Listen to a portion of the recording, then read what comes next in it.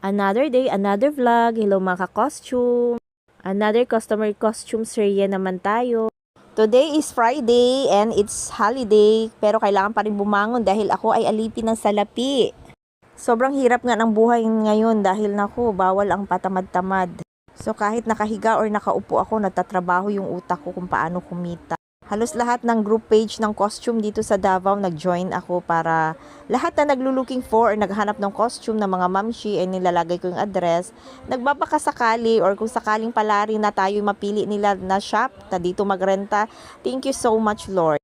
Naging start ko nga suki ito si Ma'am Leslie last year. Buwan ng wika din. Bali, first time niya nag-rent sa akin nung last year. And then, pag rent niya sa akin, nag-best in costume yung anak niya hanggang tuloy-tuloy na ng mga next event ng kanyang anak. Dito na siya sa akin nagre-renta and then parating best in costume. Hopefully, ngayong taon, sana mapili pa din yung anak niya for best in costume.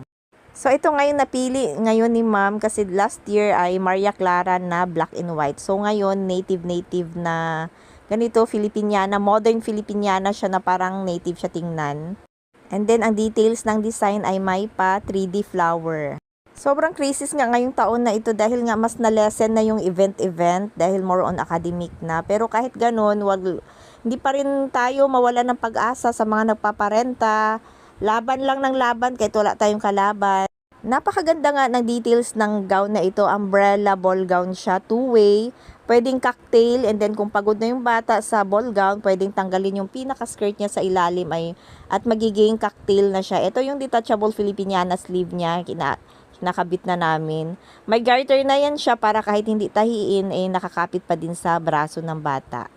So, since nag-lesson na din yung event sa school ngayon, nagbigay nga ako ng malaking discount kay madam.